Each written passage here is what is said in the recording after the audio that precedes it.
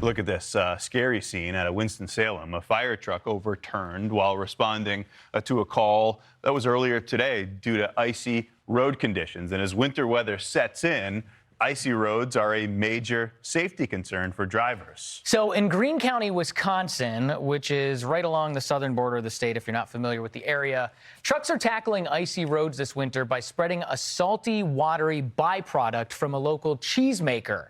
Yeah, joining us now is the state's DOT Highway Commissioner, Chris Narveson. Okay, Chris, I grew up in Wisconsin a little. I've been looking forward to this all day. So how long has this been going on? The last time I was living there was '07. So is this like a new thing, cheese byproduct? Well, the Greene County has been using this for probably the last 20 years or so, but we've been doing it as a pre-wet on the salt when we put it down. So it activates that salt quicker. So when it hits the ground, then that's what really gets rid of your ice is really the brine that we use. Right. So it actually makes that salt even more effective, which is wild. Yep. This is a byproduct that wasn't going to be used anyway. Full disclosure, it's 2-1. I'm a Vermonter. I'm a Vermont cheese guy. Wisconsin's got some really good cheese too.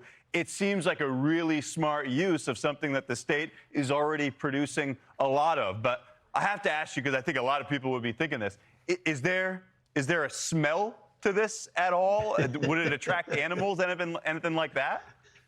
That's a good, I get that question all the time. It's no, there really isn't much of a smell when we're using it in the winter. Not that that would be a bad thing. That could be a really good thing. No, well, if you like, we do have Limburger cheese here. That is the only place in the United States that they make Limburger cheese. So we've got that going for us also. But no, it really doesn't have much of a smell. When we keep it all summer in the big tanks like you're showing there, yeah, it'll get a little ripe smelling. But yeah, we like it. You guys ever think about anything else, like other byproducts? Because here's a nice little tidbit. Greene County, that's home to New Glarus. Famed the brewing. brewery. Yes. Spotted Cow. Yep. People have to That's my wife's favorite beer. It's the best. Yeah. Oh, Any yeah. other byproduct? Now, that one would probably smell a little bit worse. I remember the Miller factory used to smell pretty bad when you would drive by it. But so it's just a cheese byproduct for now. Any other ideas of other stuff? Well, if there were, we would probably try to use it. And the beauty about this thing, it's been around for eons, and it has been used on the roads, but not as extensively as I think is what we've been using it on.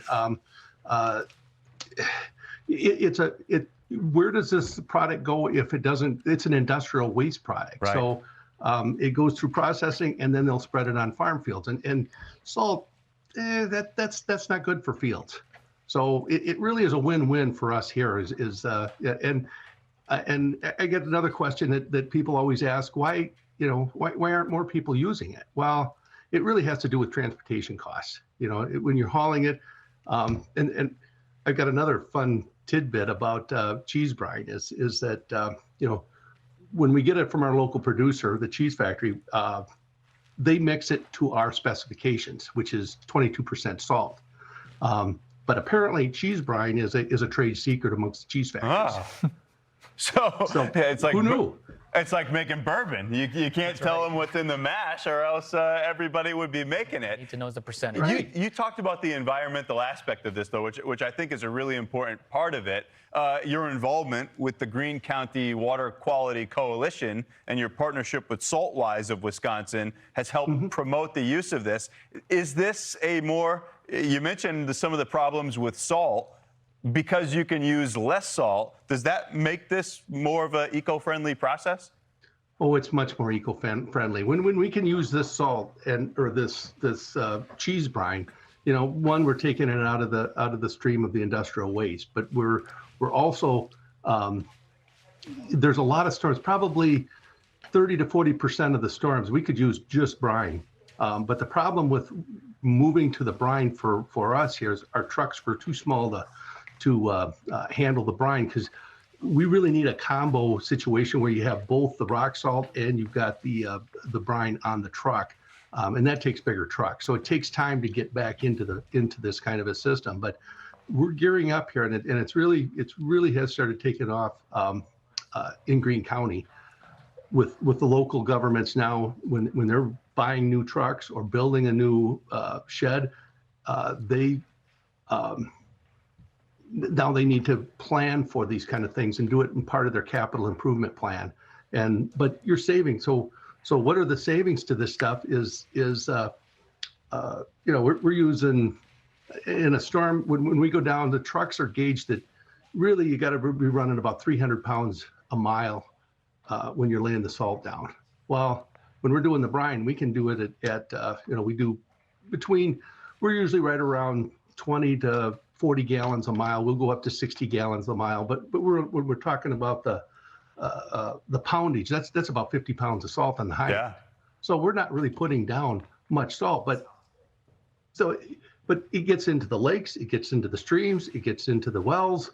We gotta start watching what we're doing when we're salting. Wonder if it's better for the bottom of cars too, because I remember that was just a disaster when I lived there. The whole time. I tell you what, if the bottom of my car smelled like cheddar, I would be just fine with that through the winter season. I love everything about this story. It seems like a really smart, a really effective way to use something that's being produced already. So credit to you and your teams. That's the Wisconsin DOT Highway Commissioner, Chris Narveson. Thanks for telling us about it on Fox Weather. I appreciate you having me on. Thank you. Thank you.